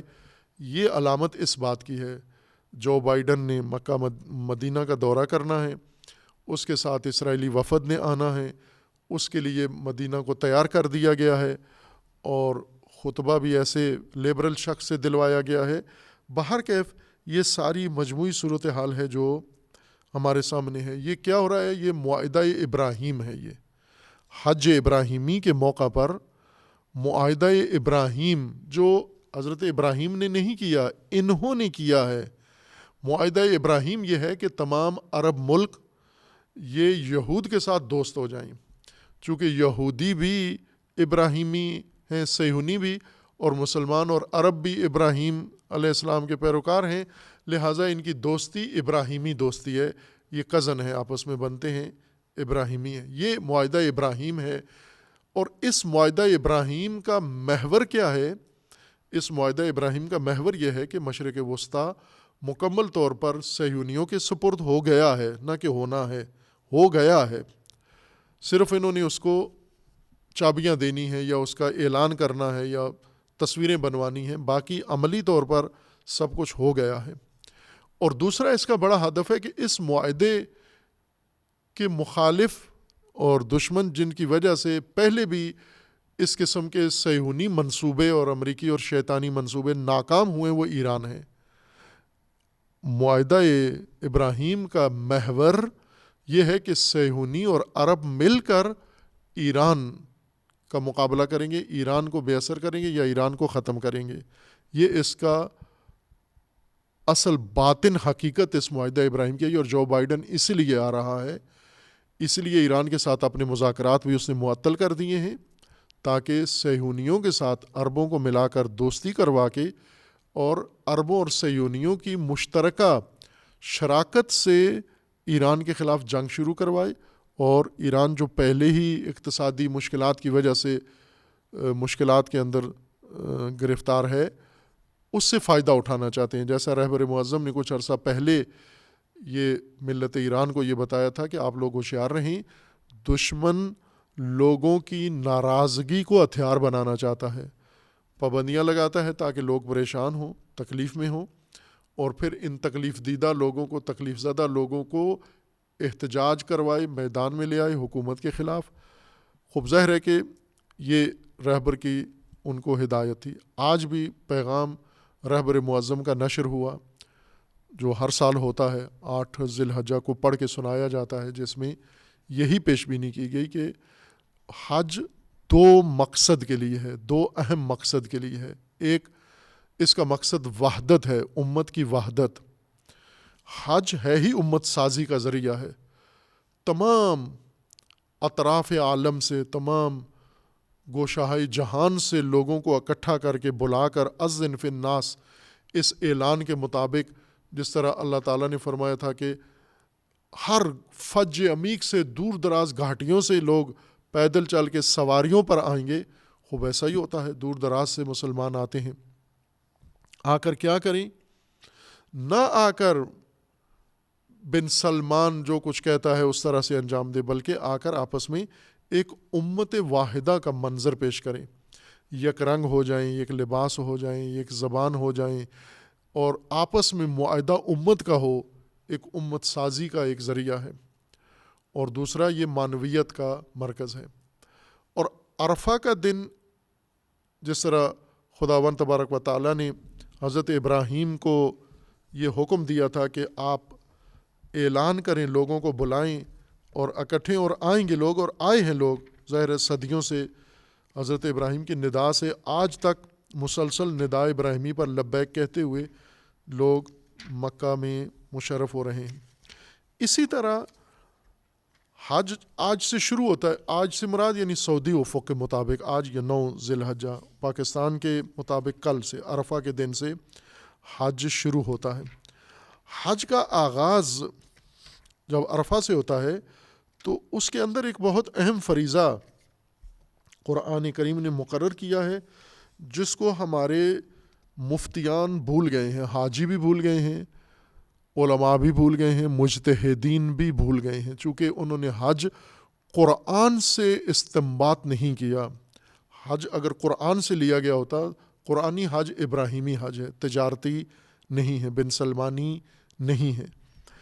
قرآن سے حج نہیں لیتے، بلکہ حج لیتے ہیں کسی مفتی کے فتاویٰ سے. حج کو علماء سمجھتے ہیں. اگر قرآن سے حج سمجھتے تو انہیں پتہ ہوتا کہ حج میں کیا کیا فریضے اللہ تعالیٰ نے لازمی قرار دیے ہیں. ان میں ایک فریضہ خداوند تبارک و تعالیٰ نے حج کے لیے مقرر یہ کیا ہے. سورہ توبہ بھی حج کے لیے نازل ہوئی تھی. سورہ توبہ مدینہ میں نازل ہوئی تھی، لیکن مکہ میں پڑھنے کے لیے تاکہ مکیوں کو جا کر سنائیں. لہٰذا رسول اللہ صلی اللہ علیہ وآلہ وسلم نے پہلے حضرت ابی بکر ابن ابی قحافہ کو یہ دی سورہ کے جا کر پڑھ کے سنائیں اہل مکہ کو. اس وقت تک مشرک تھے اہل مکہ، اور وہ لے کے روانہ ہوئے. بعد میں اب شیعہ اعتقاد کے مطابق وحی نازل ہوئی، حضرت جبرائیل آئے اور فرمایا کہ امیر المومنین علی علیہ السلام کو بھیجیں. پھر رسول اللہ نے یہ تبدیلی کی. اب بعد میں علی علیہ السلام کو پیغام دے کے بھیجا کہ آپ انہیں واپس کر دیں اور آپ جا کر یہ سورہ پڑھیں وہاں پر. یہ سورہ مکہ کے لیے نازل ہوئی تھی، وہی مدینہ میں تھی.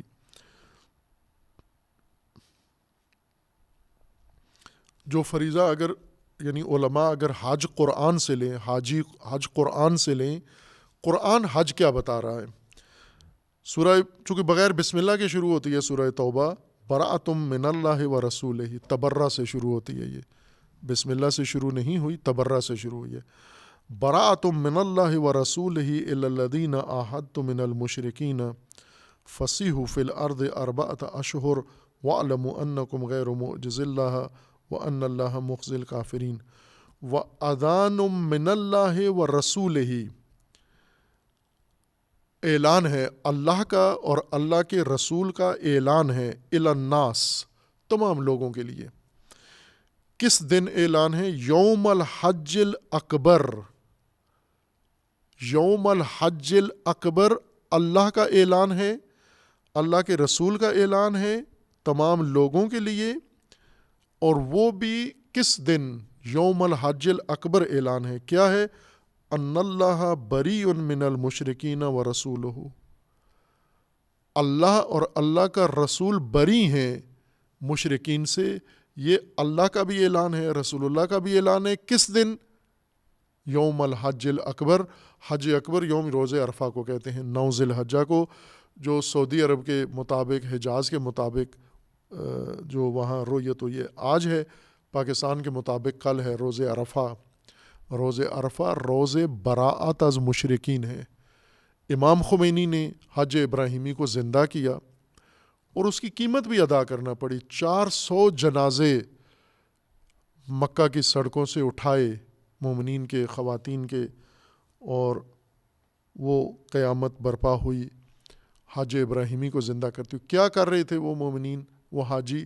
فقط یہی قرآن کی سورہ توبہ کی اس آیت پر عمل کر رہے تھے. وَأَذَانٌ مِّنَ اللَّهِ وَرَسُولِهِ إِلَى النَّاسِ یوم الحج الاکبر ان اللہ بریء من المشرکین ورسولہ، کہ اللہ اور اللہ کا رسول مشرکوں سے بیزار ہیں، لا تعلق ہیں. یہ حج کے دن، حج اکبر کے دن اللہ اور رسول کا اعلان ہے لوگوں میں. خوب یہ حج اکبر کے دن ہونا چاہیے نا یہ اعلان. خوب آپ توجہ کریں، اس دفعہ تو کنٹرولڈ حج ہوا ہے، 10 لاکھ پورے ملک سے حاجی، پوری دنیا سے حاجی گئے ہیں، اور تفریحی حج ہے، ظاہر ہے ٹورزم کے ویزے کے ساتھ گئے ہیں، ہوٹلوں میں انتظام ہے، عبادت ہے، لیکن اس کا جو طریقہ کار ہے، وہ بنیاد ہے، وہ ساری تفریحی ہے، سیاحتی حج ہو رہا ہے. اس کے اندر مومنین کی ایک کثیر تعداد جاتے ہیں، علماء کثیر تعداد میں جاتے ہیں، اور جیسا وہ بن سلمان کہتا ہے ویسے انجام دے کے آ جاتے ہیں. قرآن فرمانا ہے کہ آپ نے یوم الحج الاکبر، روز عرفہ، اعلان بھی کرنا ہے براءت کا کہ اللہ اور اللہ کا رسول بری ہیں، تو مومنین کو بھی براءت کا اعلان کرنا ہے مشرکین سے. مشرکین جو آج امریکہ، مغرب اور صہیونیت کی شکل میں، وہی مشرکین اس وقت مکہ کے تھے جنہوں نے محاصرہ مسلمانوں کا کیا ہوا تھا. آج وہی مشرکین امریکہ، صہیونی اور دیگر ہیں جنہوں نے محاصرہ مسلمانوں کا کیا ہوا ہے. تو ان سے کہاں پر براءت اعلان کی جائے؟ حج اکبر کے دن ان سے براءت کا اعلان کیا جائے. خوب یہ اعلان براءت حج کے مناسک حج میں کسی مولانا نے نہیں لکھا.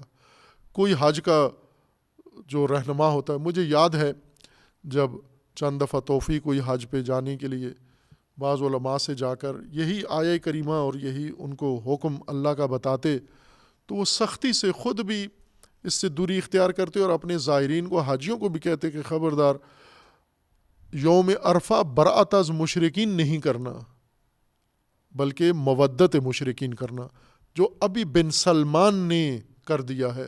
خطبہ عرفہ ہی، خطبہ حج ہی ایک صہیونی مولوی سے دلوا کر براءت کر کے بجائے ان کے ساتھ تعلق، ان کے ساتھ دوستی اور ان کے ساتھ موالات قائم کر دی ہے. اور ظاہر ہے کہ جتنے بھی شرکاء ہیں ساتھ، اس کے ساتھ اگر بن سلمانی حج کیا ہے تو آج جرم کر کے آ جائیں گے. وہ براءت کرنے کے بجائے مشرکین کے ساتھ دوستی کا عہد و پیمان اور مودت کا عہد و پیمان کریں گے.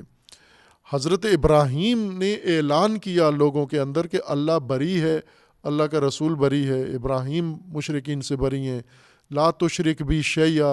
اور آج یہی شرک حج کے اندر کروایا بھی گیا اور کیا بھی جا رہا ہے. یہ وہ مطلب ہے جو آج کے دن کی مناسبت ہے، عرفہ کے دن کی. اور حج، اگر یہ حج اسلامی دستور کے مطابق، رسول اللہ کے صلی اللہ علیہ وآلہ وسلم کی سیرت کے مطابق، قرآنی احکام کے مطابق، اللہ تعالیٰ کے فرمان کے مطابق اور اہل البیت علیہ السلام کے فرمان کے مطابق اگر حج ہو ابراہیمی روح کے ساتھ، یہ ابراہیمی حج مشرکین سے مومنین کی نجات کا ذریعہ ہے، ان کی سرزمینوں کی نجات کا ذریعہ ہے، ان کی اقوام کی آزادی اور نجات کا ذریعہ ہے، اور ان کے اپنے ملکوں کے اندر ان کی نجات کا ذریعہ ہے، ان کی رفاع کا ذریعہ ہے، ان کے امن امان کا نظریہ ہے. اسی لیے حج پر جاتے ہیں. لیکن اس حج کی تبیین، اس حج کی تفسیر، اس حج کی وضاحت ہو تو، اور اب لوگ جانتے بھی ہیں، خصوصاً امام خمینی نے آ کر ایک اتمام حجت سب پر کر دی ہے. آج کوئی نہیں کہہ سکتا کہ حج ابراہیمی ہمیں نہیں معلوم، حج قرآنی ہمیں نہیں معلوم، بلکہ آج امام نے کھول کر یہ سب کچھ بیان کیا ہے. پھر بھی جا کر چپکے سے بن سلمانی حج کر کے بنو امیہ والا آ جانا اور پھر اپنے آپ کو حاجی کہلانا، یہ شقاوت ہے. روایات کے اندر بھی ہے کہ بعض حاجی ایسے ہیں حج سے واپس آ کے زیادہ اشقیاء بن جاتے ہیں اور عملاً بھی انسان دیکھتا ہے کہ شقاوت ان کے اندر آ جاتی ہے۔ بہرکیف یہ دن جو آج مسلمانوں کے لیے بہت اہم ہونا چاہیے تھا، مرکزیت ہونا چاہیے تھا، آج امت اسلامیہ کا یوم عرفہ ہونا چاہیے تھا، اور عید مسلمین ہونی چاہیے تھی، اور عید امامت و عید ولایت ہوتی،